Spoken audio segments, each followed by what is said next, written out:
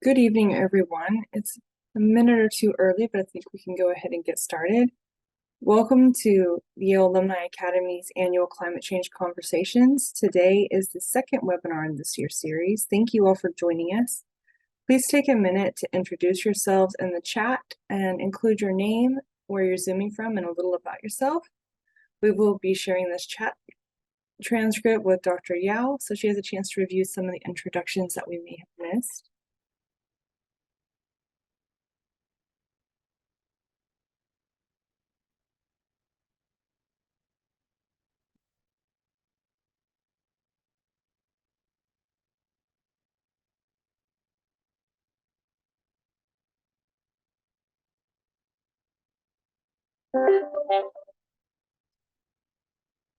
Like we have Allison Jensen joining us from Minnesota. Thank you, Allison. Good to see you.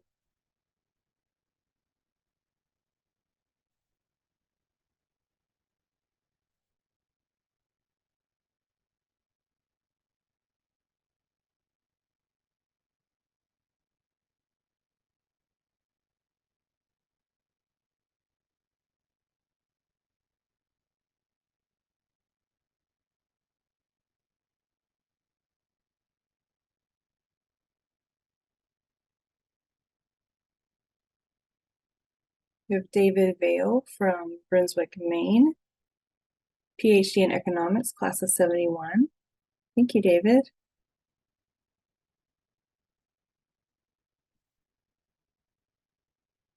We have Janet Shapiro, critical care physician in New York City, Yale class of 81. Good to see you, Janet.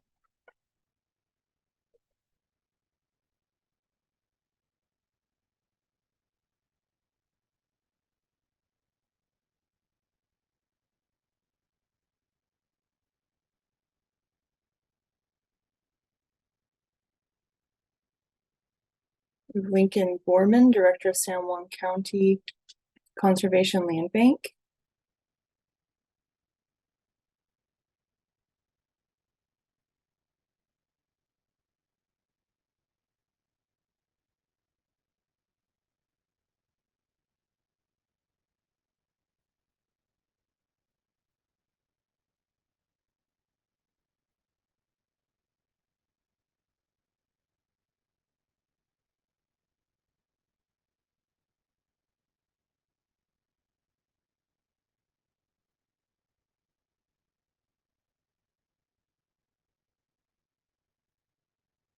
While the rest of you continue your introductions, I'm going to go ahead and introduce our speaker this evening.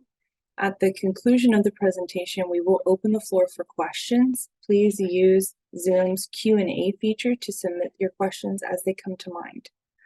This evening, we are joined by Dr. Yuan Yao, who is an assistant professor of industrial ecology and sustainability systems at the Yale School of the Environment. Before joining Yale, she was an assistant professor of sustainability science and engineering at North Carolina State University.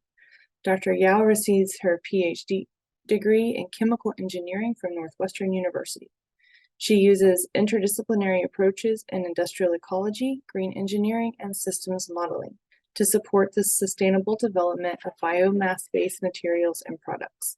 Dr. Yao received the U.S. National Science Foundation's Career Award for her research on sustainable biochar and the Ladis Medal from the International Society of Industrial Ecology for her outstanding achievements in industrial ecology. She has been named to the American Institute of Chemical Engineers 35 under 35 list for emerging chemical engineer leaders. She serves as the associate editor for Resources, Conservation, and Recycling, the leading peer-reviewed journal on resource sustainability. She also served on the Provisional Committee for the U.S. National Academies to assess the current life cycle analysis methods for low-carbon transportation fuels in the United States. She has published papers in high-impact journals such as Science, Nature Sustainability, and Environmental Science and Technology. Today, we'll be discussing bioeconomy in forests. The bioeconomy concept encourages using biomass, like plant materials, to replace fossil fuels for producing fuels, chemicals, and various products. Many bioeconomy pathways have been proposed to address climate change and global resource changes. Forests are crucial in supporting this emerging bioeconomy by supplying wood for creating renewable, recyclable, and biodegradable materials. However, it is essential to assess the potential impacts on the environment, economy, and society that bioeconomy strategies may have, especially in the context of forests. These assessments provide vital insights for forest management, investment decisions, and policymaking. Today, we will discuss the concept of bioeconomy, its environmental implications, and the significant role of forests. We will also introduce industrial ecology methods such as life cycle assessment, which are powerful tools to evaluate the sustainability of bioeconomy strategies and their potential impacts. And now I'll hand it over to Dr. Yao. Thank you. Thank you, Chris, for the very nice introduction. Let me share my screen. All right, so hello everyone. It's nice meeting you all virtually. I hope some of you may be able to recognize where it is for the photo I put here. It's in East Rock Park, which is my favorite place in New Haven. They have a lot of trees in the forest there, which is, the major topic of my presentation today. So I want to first introduce what is bioeconomy. It's a really emerging concept getting popular in the recent years. And this concept encouraged the use of biological sources to produce those products, services, and processes we need and use in our society. So when I say biomass, it actually includes a very broad, many different kinds of natural resources. I put some examples here as example, like forestry, those trees and residues, agricultural crops and residues. They also include those waste generated by us, human beings, and also different animals or coming from different industrial sectors. So this concept of bioeconomy is really cross-cutting. So it's not just encompass one sector like forest sector, but it encompasses many different sectors in whole or in different parts. So I want to give you some examples of those biomass-based products that you may be able to see it in your daily life. Like we use a lot of wood to produce all kinds of different furnitures and also using wood to build some residential houses. Those pulp and paper products. We also have already turned many different kinds of biomass into bioenergy that could include electricity or those fueled in those vehicles. We also have many research ongoing to convert different kinds of biomass into bio-based product. So the photo I put here on the top is a textile material for our clothes that's made from pulp. So why do we need those biomass-based products and why do we need this concept of bioeconomy? I want to first start by talking about those climate change and greenhouse gas emissions. I'm sure many of you have already heard many times that greenhouse gas emissions is one of the major contributors of the climate change. So this is a figure I borrowed from the latest assessment report just published last year from Intergovernmental Panel of Climate Change, IPCC, which shows you the global net anthropogenic greenhouse gas emissions from 1990 all the way to the 2019. So you can see that the major contributors are this blue color, which are those CO2 emissions coming from fossil fuel and relevant industries.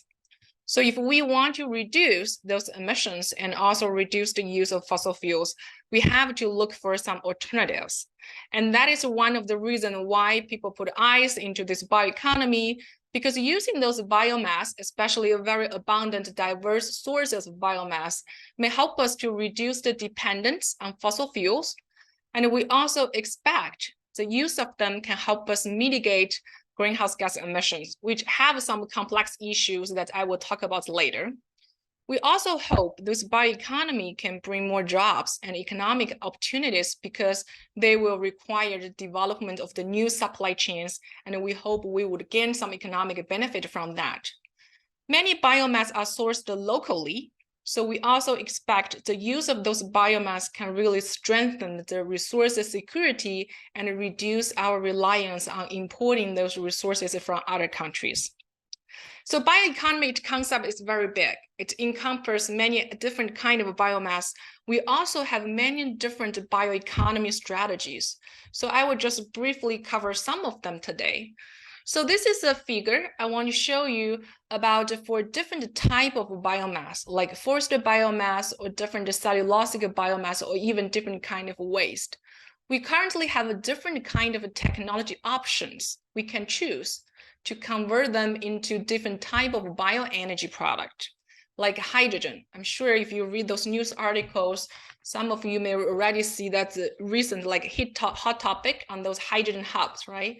Because hydrogen is a clean fuel. When we combust them, they don't generate the CO2. So there are a lot of interest on hydrogen, and it can be made from different kind of biomass. We can also use those technology to generate electricity or liquid fuels that we can use in vehicles or aircraft. We can also use biomass to generate biochar, which is a carbon-rich material, and the carbon in biochar has a very stable form. So if we don't burn it for energy purpose, but apply them to soil for soil amendment, the carbon actually can be stored a very long time there. So that's why many times people also call biochar as a negative carbon or carbon storage material. We can also use biomass to produce RNG, which is renewable natural gas that have very broad applications. So based on the IPCC report, we do see a lot of potentials for bioenergy to support different parts of the energy systems, especially for bioenergy to play a role in those industrial sectors that may have very limited alternatives to fossil fuels and very hard to decarbonize, such as the aviation industry, chemical production, or those heavy industries. Especially if we can combine those bioenergy with some carbon dioxide removal strategies, such as BCCS, which is bioenergy combined with carbon capture and storage, or combine bioenergy with biochar production, then we can gain additional benefit on addressing climate change. So talking about those carbon dioxide removal strategies, I just want to use one slide to briefly show you what I'm talking about. So now there are many strategies people are developing that hope we can remove those CO2 from atmosphere. So this is the figure I also borrowed from the IPCC report, where people estimate the potential cost of remove 1 metric ton of CO2 by using different type of the strategies, and also at the global level, how much CO2 can be removed per year. So some of them are related to the bioeconomy, like BCCS, I mentioned before, bioenergy combined with carbon capture and storage, biochar that can be made from different biomass, afforestation and reforestation that's also related to bioeconomy, and also soil carbon sequestration are most times related to biomass systems. So my point is, bioeconomy is a very broad concept, and they do have some strategies where or aligned and overlapped with the carbon dioxide removal strategies that can do good to climate change. So I have been talking about those benefits and advantages of bioeconomy. One question I often receive from different people is that whether bioeconomy equal to sustainability, right? We have a lot of benefit, but does that mean if we pursue all those bioeconomy strategies, we can always achieve a more sustainable future? I think to answer this question, we need to first discuss what is sustainability. Sustainability itself is also a very broad concept. There are many different frameworks have been proposed, and today I will just touch on one framework that have been largely used, which is the triple bottom line framework that talk about the 3 pillars of sustainability: environment, economic, and social. So if we have one strategy or one solution that is bring some environmental benefit and economic benefit, but they create some social harm, then we consider it as a viable solution, but not necessarily a sustainable solution. So similarly, if we have another solution that have environmental benefit, have social benefit, but they are not economic feasible at all, so maybe that's a bearable solution, but not necessarily sustainable solution either. So if we want to answer the previous question, whether those bioeconomy strategies really be sustainable, we need to have some ways or tools that can help us understand what are the implications if we implement those bioeconomy strategies and their impact on the environment, on the economic part, and also on the society. So luckily, we already have some tools and methodologies already been developed in our industry ecology field that can help us to answer this question. So industry ecology is the field I majorly study in. So this is a field that's basically studies the material and energy flows in the industrial and consumer activities. We also study the impact of those flows on the environment. And we study the influences of economic, policy, and social factors on those material and energy flows, and also transformation of natural resources. So in the field of industry ecology, one commonly used tool is called life cycle assessment, which is a standardized method to evaluate the environmental impact across the product life cycle. So when I say life cycle, I mean for any product, we can start by looking at the resource extraction activities like coal mining or extraction of fossil fuels. We go through those manufacturing activities or retailer activities to distribute those products to consumers. And once we consumers use them for a period of time, they reach their end of their lifetime, we throw them away. They may be collected and landfilled, but they may be also reused, recycling, or burned for energy purpose. And LCA is the tool that allows us to quantify the environmental impact across the entire life cycle of any product that we use in our society. I'm sure many of you may also have heard about the concept of carbon footprint, right? Or carbon footprinting. Currently, carbon footprinting of any product actually rely on the life cycle assessment method. So we're also looking at the entire life cycle of any product, but the carbon footprint only looking at the greenhouse gas emissions generated through each life cycle stages involved, and then aggregate them all together. And when we say those carbon footprint, we are not just looking at the carbon dioxide. There are many other gases that are also counted as greenhouse gas emissions and also contribute to climate change. So the pie chart I put here is just a figure I borrowed from EPA that should show you the total United States greenhouse gas emissions and break down by different type of gas. CO2 is one of them and dominant one, but we also have methane, nitrous oxide, and some other foreign-related gases. And in carbon footprinting, we would consider the impact of all those different greenhouse gas emissions together using the life cycle assessment method. So now I briefly talk about those methods. So if we go back to the previous question, say, we really want to achieve a sustainable bioeconomy or develop those bioeconomy that can help us to achieve a more sustainable future, we need to understand the entire life cycle of any of those strategies we want to implement in this concept. So for different kind of a biomass-based product, they have different functionalities, but their life cycle activities are actually very similar. They all start from biomass cultivation, like growing crops, or for forest, that means the forest plantation. And we do some biomass production activities, like forest management, harvesting, and then we use different manufacturing technologies to convert them into valuable product. Those products are sent to the consumers, and once we use them and those products reach the end of their lifetime, we may send them to the landfilling, burn for energy purpose, or recycling, or reuse, or composting, depends on how people want to treat them at their end of life.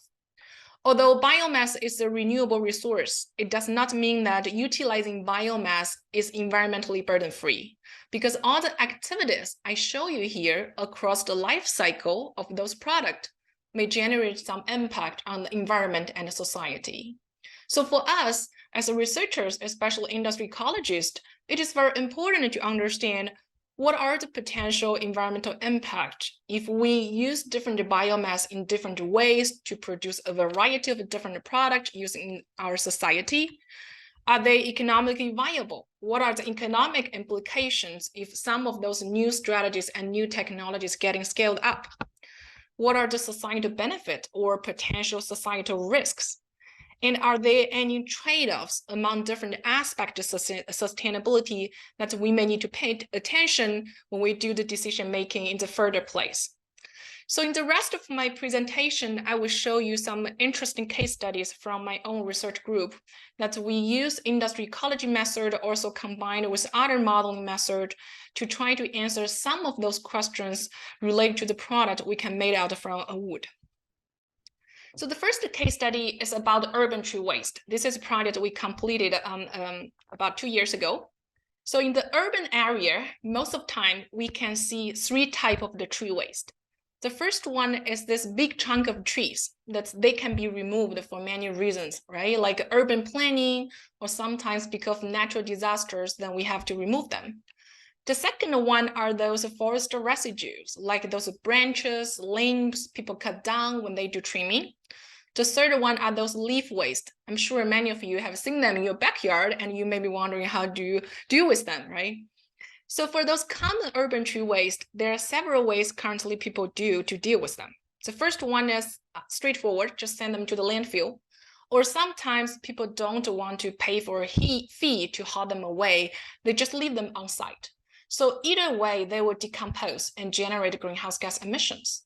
And for those who remove the trees, sometimes people chop them into firewood and burn them for heating purpose, like heating up our houses. Like my house, I have a wood stove. I burn the firewood. And the photo I put here is actually a photo I took last year where I hired a contractor to remove a big tree in our front yard. And the contractor, they actually didn't chop them into firewood. Instead, they put a grinder on the back of the truck and then chop them into even smaller pieces, turn them into mulch. So I'm sure you have seen those mulch on the top of the soil in many like city gardens, or maybe you have them in your backyard as well. So those mulch really do a good job to suppress the weed, enrich the soil with nutrient, and also improve moisture retentions. And for those leaf waste, sometimes people also do composting because they don't do good if you just burn them in the furnace. But the leaf waste, they're rich in nutrient. So the photo I put here is a very common composter. You can buy them in Home Depot and do that in your backyard, and they can do good to your soil. So in the recent years, due to this emerging concept of bioeconomy and also the encouraged use of circular materials, which is related to another concept called circular economy, which I'm sure many of you have heard about that encourage the reuse, recycling of different materials and a closed material loop in our society. So in the recent year, due to those interests, many people are also interested in looking at how we can maximize the utilization of urban tree waste to try to divert different tree waste sources to the possible applications that we can implement. For leaf waste, we still do composting, but for remove the trees, if they have a very big diameter, maybe we can send them to the lumber mills nearby and turn them into some wood product that we can use in our society, in buildings, especially in buildings, because buildings usually have a very large, very long lifetime before we demolish and send them to the landfill. While for those smaller diameter trees and residues, we can do pyrolysis and convert them into biochar. As I talked before, biochar is a carbon-rich material. You can make it from many different kinds of biomass, and the carbon in biochar is very stable. So previous literature shows that about 60 to 80% in biochar remains stable even after it goes through the 100 years. So that's why we often think it's a negative emission technology. It can store carbon. And we can apply biochar to agricultural land for soil management. So if we want to understand the implications of scaling up those solutions that I show you here, we also need to consider economy-wide what are other products that may be affected. Like if we do those composting and biochar, maybe we can reduce the usage of the current fertilizers, or maybe we can avoid the usage of charcoal made from coal. So in our analysis, we did life cycle assessment first, and we consider each different pathways, but we also consider those impact come from substituted product. So I will skip the major methodology part, but just talking about the major insight and findings from our LCA. So we first did a life cycle assessment at the process level. So we're looking at what are the carbon footprint and also other environmental burdens if we just processing 1 over-dry metric ton of 3 types of urban tree waste. We include those linear scenarios like just doing landfilling or just burning them. We also include those circular scenarios where we do composting, converting them to lumber and chips that can be used for wood products, and we also convert them to biochar. So for the leaf waste, from the process level, our result shows that the composting is the best. And by the way, different color bar here is basically show the emissions or the sequestration, which are negative value for different life cycle stages. And the bar in the middle is the net life cycle result. And for each bar, we have an arrow bar here. That is to show you a range because we consider uncertainties. All of our values are not just single value, but ranges that we consider the variations of different conditions across the life cycle. So for the leaf waste, if you're looking at the net result, which is the bar in the middle, composting is much better than the landfilling them. And for the merchandisable logs, which are the bigger diameter trees, converting them into some wood product we can use in our society is the best.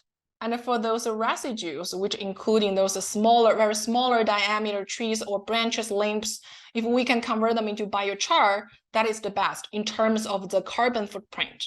So those are the process level implications. We also combine our result with geospatial analysis to understand what are the large scale potential environmental benefit and implications if we scale them up at different locations across the United States.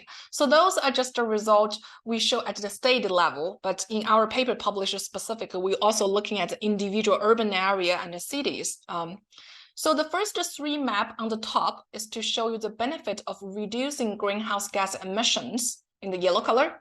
And the blue color on the bottom is to show the benefit of reducing the eutrophication impact. So eutrophication is a phenomenon that we have excessive nutrients in the water. So if you have seen like those overgrown algae or duckweed, like in those pond or the surface of water body, then those are the sign of eutrophication problems. So this three map on the bottom is showing the potential benefit of utilizing those urban tree waste to reduce those eutrophication environmental concerns. The darker the color, the more environmental benefit it has. So looking at those 6 maps, the first 2 maps is about composting leaf waste because this is the best strategy we identified through the previous result. And the second row map here is to show the benefit of converting those merchandisable logs into wood product. The third column of map here is to show the benefit of converting those residues into biochar. So looking at this 6 map together, I want to highlight 2 major observations. The first observation is that for the same type of urban tree waste, like leaf waste, the environmental benefit of doing composting leaf waste are different at different locations, which you can tell by looking at the different darkness of the color here. The second observation is that for the same location, let's say I randomly pick up this one in the middle, which is Texas, try to utilizing those urban tree waste like leaf waste, merchandisable logs, and residues are different, give you different environmental benefit, which you can tell by see the different darkness for the same location. So those 2 observations basically tell us that we really need to develop region-specific strategies if we want to maximize the environmental benefit of utilizing those urban tree waste and converting them into different products. So this is a project we majorly conducted looking at those forest residues and waste generated in the urban area. We also have a lot of forest residues generated in rural area, which I often call it as underutilized natural resources, because in many places, those overstocked residues will cause some problems like wildfire. So sometimes people may need to do the prescribed burning in order to manage those wildfire risk. So if we treat those residues as resources rather than waste, and looking at the possible ways to convert them into value-added product, they may bring some environmental benefit and also bring additional revenues to the landowners who may have those issues that have a lot of residues on their land. So I put 3 types of the product that's currently a lot of research going on, and I try to looking at viable pathways. The first one are those energies. Second one are those chemicals, especially high value added chemicals. And the third ones are those advanced materials. So for the energy, I want to briefly talk about an interesting study that's published about like 3 years ago, 3 and 4 years ago, where they're looking at those potential of using the forest residue in the United States to convert them into different type of energy product. And they also use a life cycle assessment to looking at the climate implications of each individual pathway. This figure is to show you how much energy can be recovered from those forest residues per megagrams of wet residues. So like the first group is to convert them into electricity, We can also convert them to methane, which is the major component of natural gas. And also ethanol that we can use in vehicles or used in chemical industry, renewable diesel, and the last several pathways is to produce the jet fuel that can be dropped into the aircraft and burned there. And they also use LCA to looking at what are the carbon footprints for each pathway if we combine those different strategies with the gray color, which is the baseline that they assume that the people just burn some of those forest residues on site. That's just to generate greenhouse gas emissions, but there's no additional benefit other than that can mitigate the fire risk. So for each pathway, a different color here shows you different greenhouse gas emissions, and those negative value are CO2 sequestration or related to the displacement of those product, like energy product made from fossil fuel. And this purple line in the middle is the net value. Similar to our previous study, the net value is the net carbon footprint of each energy pathways. So if you're looking at this figure, you can see that all these values, the purple bars, they are lower than the baseline green color here, which is the burning those forest residue on site. So basically, this study shows a lot of potential of using residues to generate some energy product that we can use in our society to replace those fossil-based counterpart. So this is about energy, and I want to show you another interesting case study about advanced material. And this is a study come from my own research group. So this is a paper we published 2 years ago, where my collaborators, who are all material scientists, they develop a new technology that can convert those waste forest residues into a bio-based plastic film, although not in transparent, in black color, so which is a photo here. And I did a life cycle assessment for this new technology and compared the potential environmental burdens of this technology with many other plastic. And the figure I put here is just to show the comparison between this plastic versus the PP, PET, ABS, which are 3 commonly seen plastics in the market. And we are not just looking at the global warming potential that's related to climate change, but we're also looking at many other environmental burdens, such as those those human health impact, those eutrophication impact I mentioned before, and also like a toxicity to the human beings and also toxicity to the ecosystems. And LCA has been very powerful during the technology development because through LCA, we can understand what are the major contributors to their environmental impact, and we offer suggestions to how to lower their environmental impact when those researchers are developing their new technology. So through these case studies, I'm sure you can tell that we can really use those forest residues waste to different ways. And also those timber currently already being used to produce many different kind of a product. I put some examples here, right? Like those pulp, different paper and product. And also once those products reach their end of life, we also have a lot of recycling activity, reuse, remanufacturing activity already in place. And people have already used life cycle assessment and other modeling as a powerful tool to try to understand the environmental burdens of those products. But in many of those previous studies, there's one piece that is often missing. That is when we use a lot of those biomass to produce different kind of a product for our society, what is impact on the land and ecosystems, which is very complicated and many times highly dynamic or so much more dynamics in our industrial systems.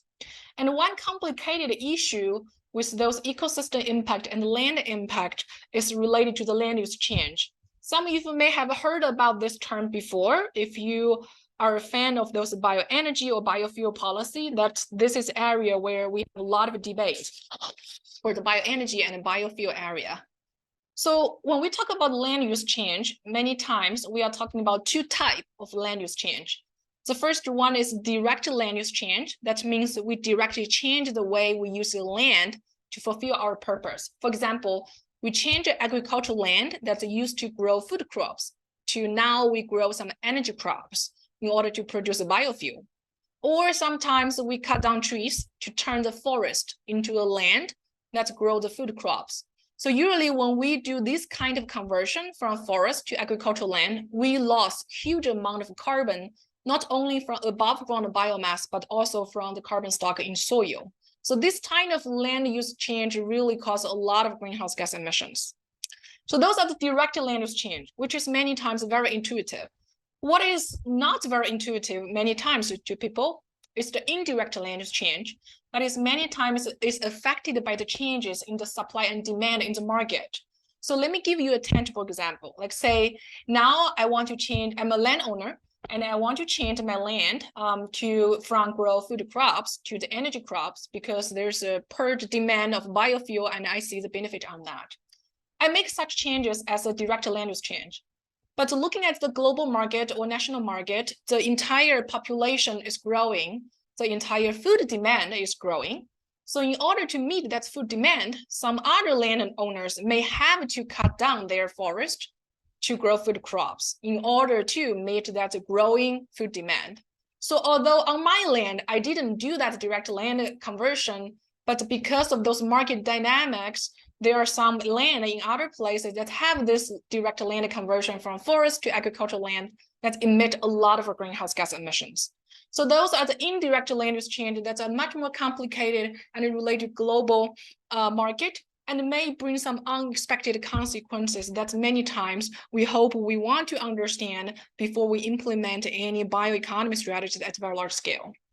Sometimes, even though we don't have land use change, like we still have forest on the same land, but instead of supplying my wood to a pulp and paper producer, I want to now change my forest management strategies and supply the timber to a wood product producer, even though they are still the plantation forest, but because I change the way I manage forest, then the carbon implications, like the carbon stock changes on those forests, may be different.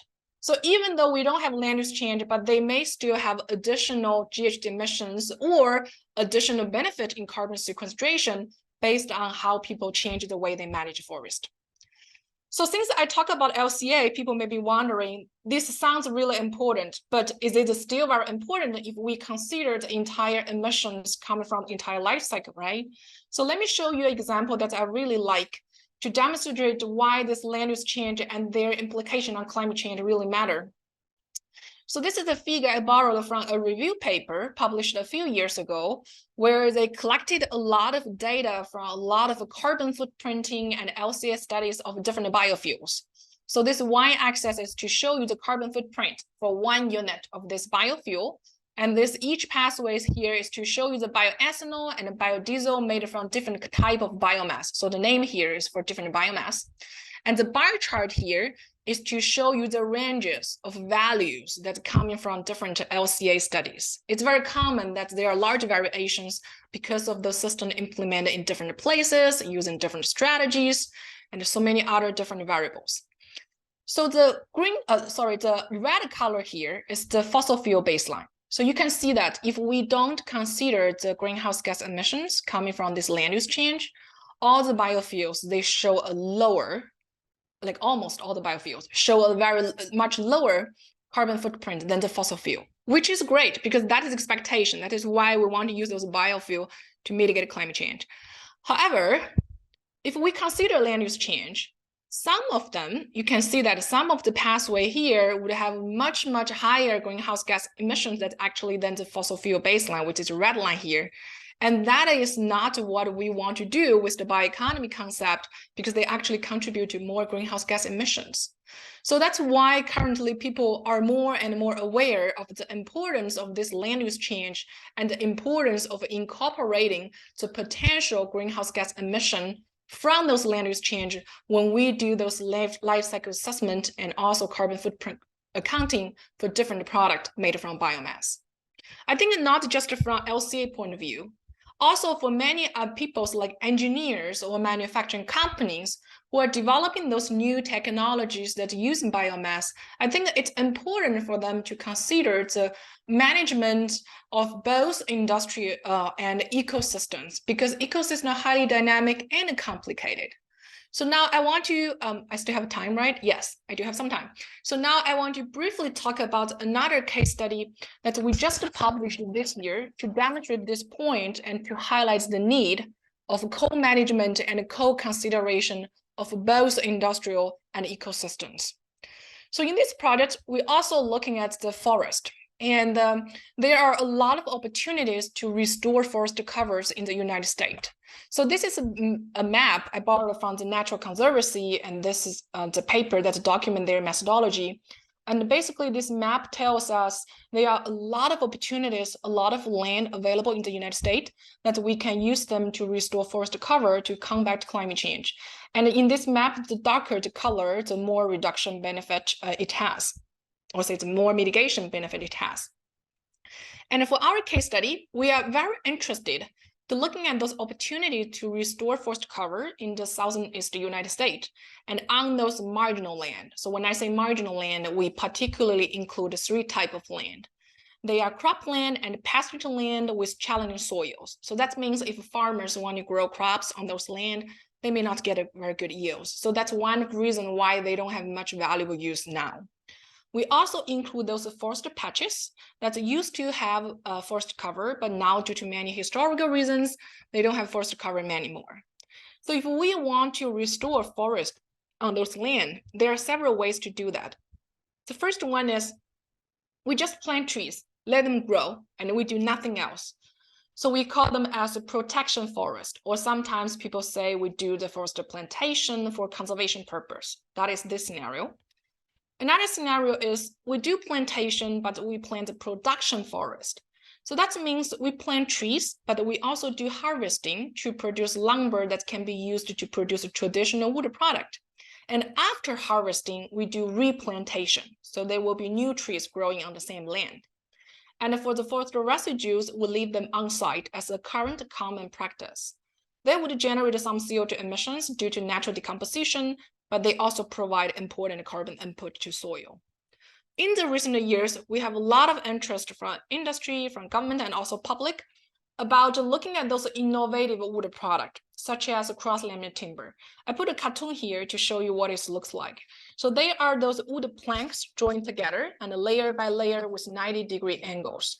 They have a very good material property and it can be used to replace traditional construction material like concrete and steel. I think New Haven actually have a COT project that ongoing. They are trying to build those houses. So for those residues generated, rather than just leaving them on site, we can again convert them into biochar and ship those biochar to agricultural land for soil amendment. We do have a potential carbon trade-off here. When we remove those forest residues from forest site, we avoid those carbon emissions from the forest residue decay, but we also reduce the carbon input to soil on the forest site. And when we apply the biochar to agricultural land, they do bring some benefit because the biochar store carbon and they can mitigate GHG emissions in the agricultural site. So what is the system level effect if we consider these trade-offs among different sites? Well, no one has explored that. And that is what we did explore in our study. And we included 2 scenarios to looking at different removal rate of forest residue. One is 50%, another one is 100%. So this 100% is a conceptual removal rate because in the real world, I would never recommend 100% removal of forest residues because many of them provide habitat to animals. But we include this scenario is just to looking at the maximum possibility of the potential. So it's highly conceptual. So after we look at develop those scenarios, we did a life cycle assessment for each pathway. We also used the soil carbon model and ecosystem modeling for the forest to simulate all the carbon dynamics. So I will jump directly to the result and conclusion. So this is one of our results for the low density plantation without thinning. And in our paper, we actually explored different scenarios. And this green bar here is for the baseline protection forest. We look at the net balances of the entire southeast United States region, which is our study region. And the value I put here is the negative. It's negative because we have a net removal of CO2 from atmosphere. I also put a note here. This is a hypothetical baseline that we do not consider natural disturbance, like fire or insect or diseases.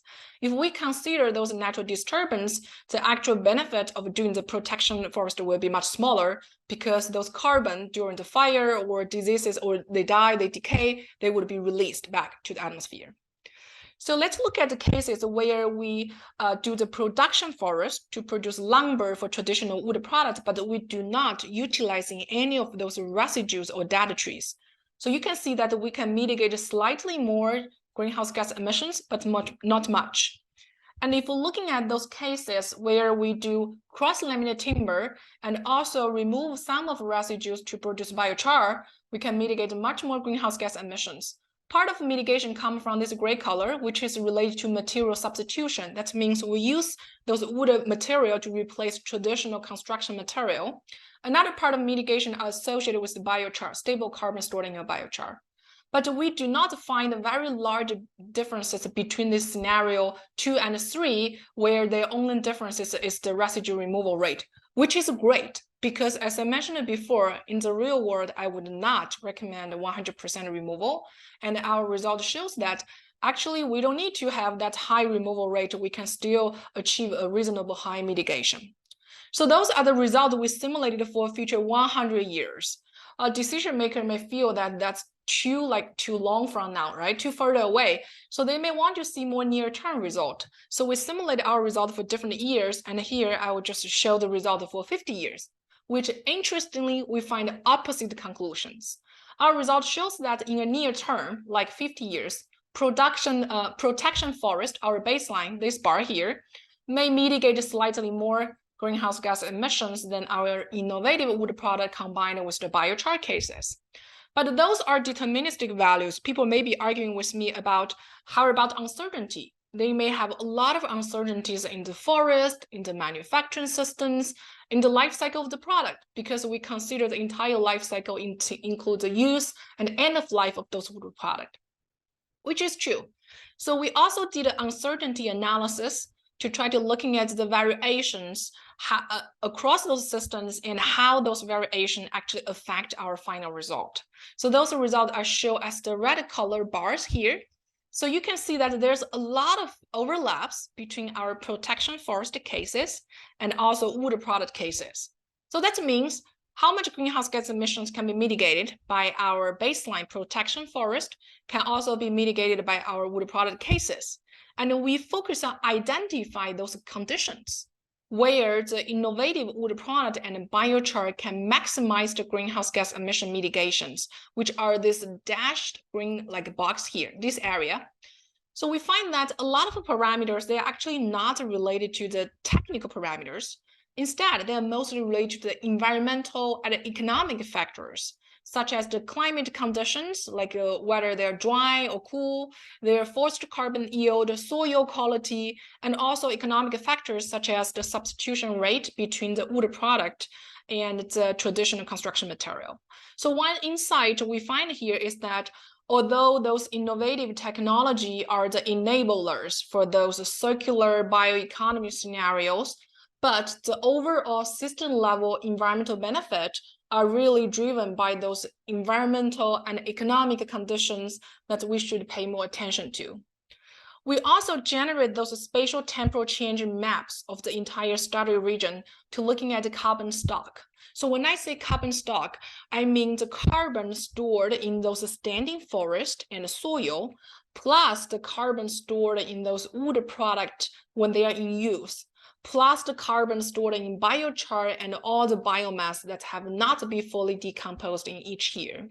The higher carbon stock, the better, because we want more carbon stored in our society rather than just letting them released to the atmosphere. So our result shows that from year 25 to year 100, if you look at those maps, you can see that there are many regions turn their color from this red and yellow and orange color to this blue and purple color, right? So this means there are more and more regions that have very substantial carbon stock increase. This is great because, as I mentioned before, the higher carbon stock, the better. However, this carbon stock increase really have an uneven spatial distribution, which you can tell by looking at those mixed of different colors, right? This uneven distribution are also different at different years, if we're looking at from year 25 to year 100. So this result really highlights the need to, one, develop region-specific strategies again, and second, really consider the time frame when we try to better understand and quantify those potential benefits of any bioeconomy strategies that we want to pursue. So that's pretty much the end of my presentation. I just want to highlight 3 major takeaway messages. That is, the most important one is we really need to have a sustainable bioeconomy. And the life cycle assessment offer a powerful industry ecology tools to help us to evaluate the sustainability implications of different scalable pathways. And for those bioeconomy strategies, we need to make sure they really help us to lead towards a more sustainable direction. So we need to have a holistic understanding of both natural and industrial systems across space and time and across the life cycle of a different product. The last one is for any engineering solutions, like new technologies that use biomass. We need to develop them in a way that's hand in hand with the proper consideration and also management of ecosystems.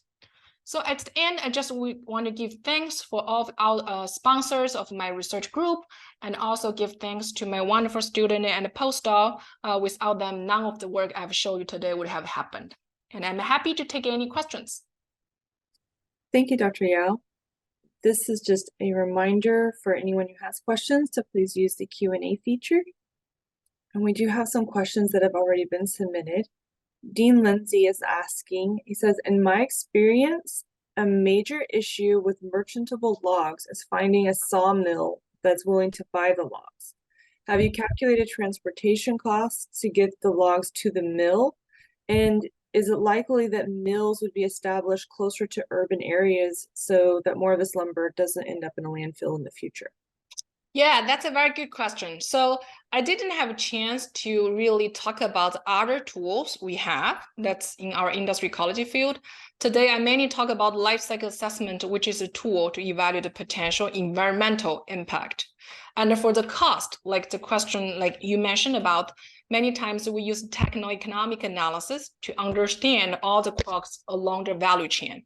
So those transportation and the logistic is definitely one barriers. We actually have another project ongoing that we try to looking at how to overcome those logistic barriers. And maybe in the future, if demand is high enough, can we also build new mills that can process some of those waste wood?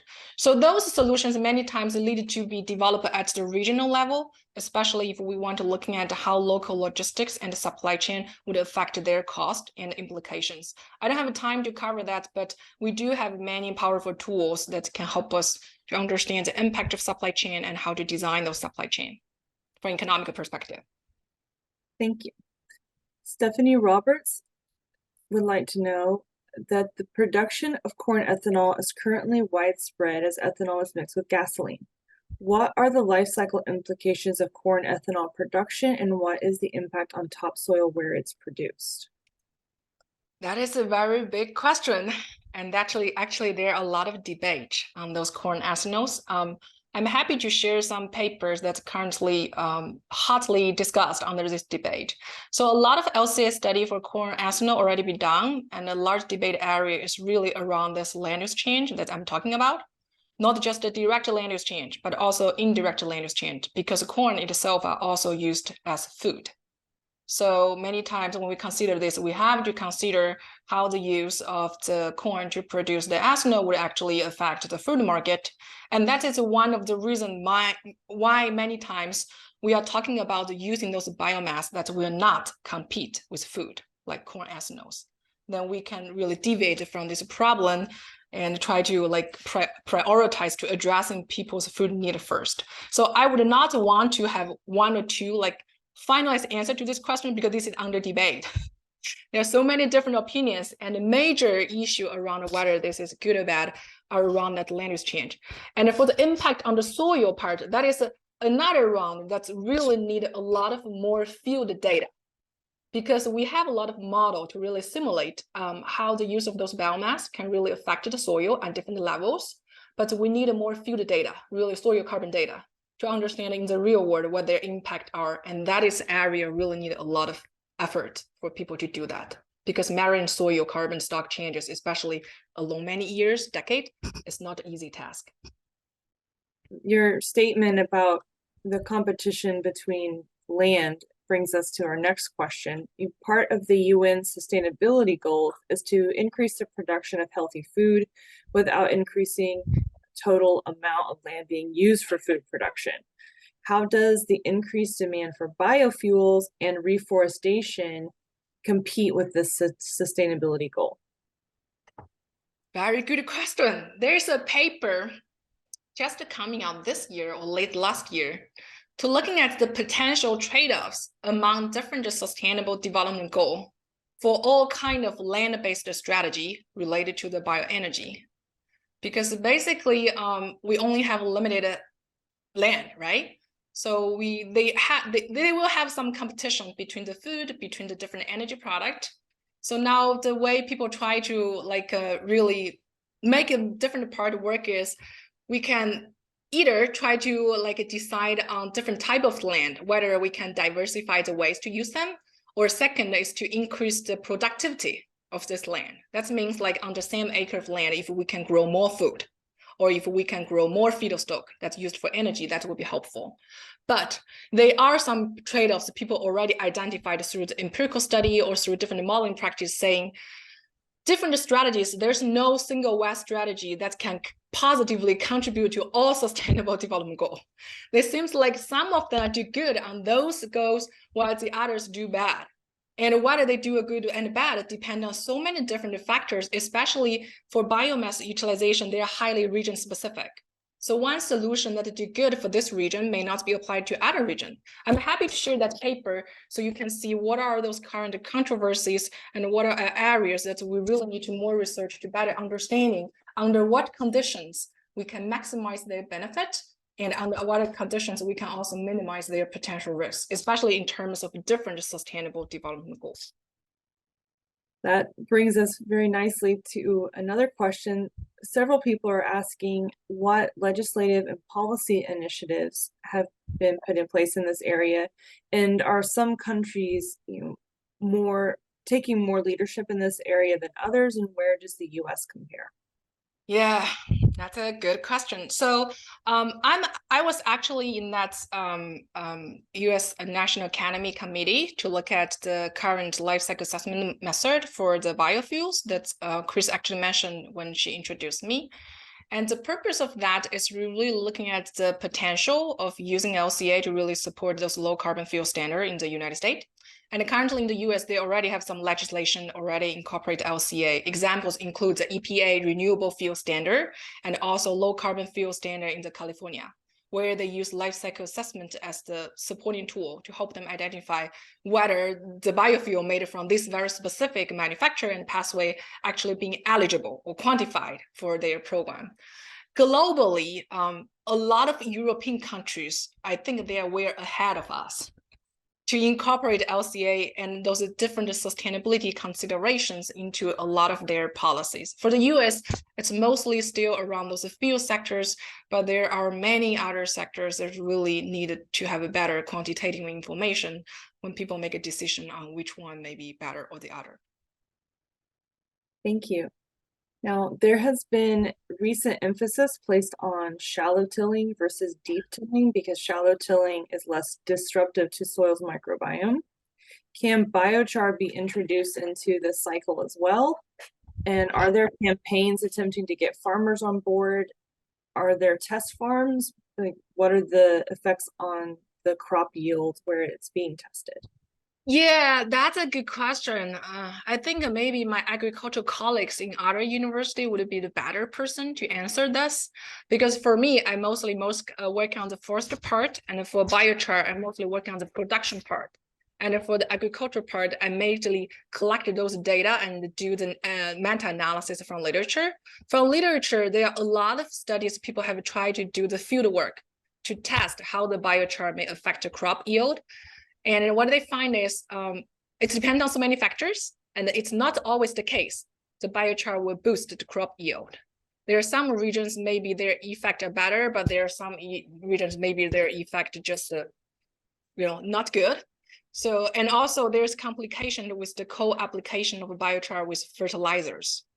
So currently, I think those agricultural people would have a lot of to say, about these biochar applications. And there are also a lot of unanswered questions, not underexplored, but unanswered question about the biochar, because sometimes people also worry about potential contamination of the biochar, depends on how it was made. So that's a very active research area. People try to do more and more field work to see how like a biochar effect on different crops, and what are important factors really matter to maximize their benefit and try to minimize the risk, like contamination issues.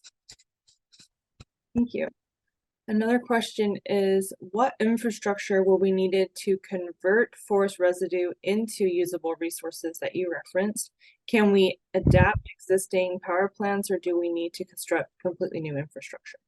Yes, that's a very interesting question, but very important.